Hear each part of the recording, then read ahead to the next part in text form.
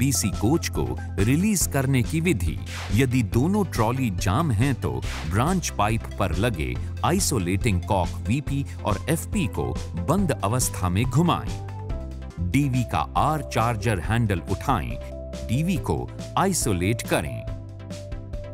DV के क्यूआरवी या DRV को खींचें। यदि ब्रेक रिलीज हो जाते हैं तो कोच को आइसोलेट अवस्था में गंतव्य स्थान तक भेजें। ड्रेन कॉक खोलकर ऑक्सिलरी रिजर्वॉयर को खाली करें।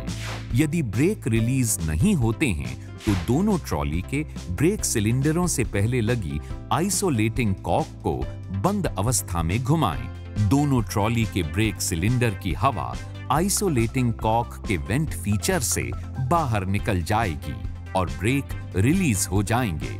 यदि रिलीज हो जाते हैं तो डीवी को आइसोलेट करें और ट्रेन को गंतव्य तक भेजें। यदि एक ट्रॉली या एक ही एक्सल के ब्रेक जाम हैं, ट्रॉली के ब्रेक सिलेंडर के आइसोलेटिंग कॉक को बंद अवस्था में घुमाएं। यदि ब्रेक रिलीज हो जाते हैं तो गाड़ी को गंतव्य तक ले जाएं।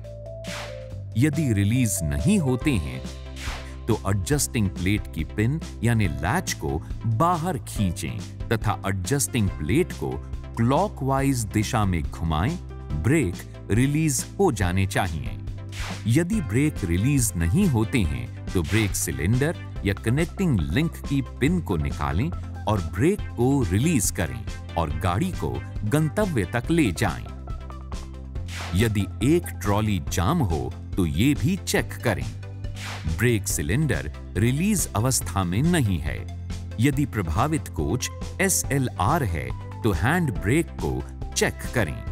यदि एक पूरे रैक के ब्रेक जाम हैं, पूरे रेक को मैन्युअली रिलीज करें क्योंकि ये समस्या बीपी में प्रेशर डिफरेंस उत्पन्न होने के कारण होती है। LHB कोच को रिलीज करने की विधि।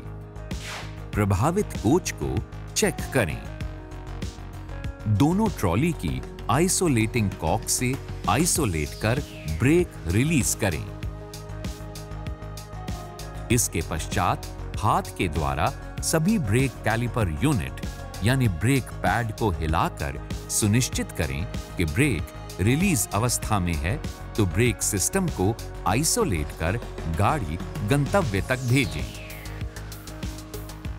यदि नहीं हो, SAB नट को घड़ी की सुई की दिशा में घुमाकर रिलीज करें। यदि एक ट्रॉली जाम हो तो एक ट्रॉली की आइसोलेटिंग कॉक से आइसोलेट कर ब्रेक रिलीज करें।